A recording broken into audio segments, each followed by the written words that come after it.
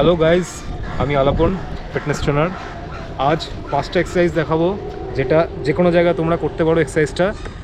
এবং এই এক্সারসাইজগুলো যদি প্রতিনিয়ত করো, তোমার বডি ফিট অ্যান্ড মাইন্ড খুব রিল্যাক্স অ্যান্ড কাম থাকবে। তো সময় নষ্ট করে তাড়াতাড়ি শুরু করা যাক।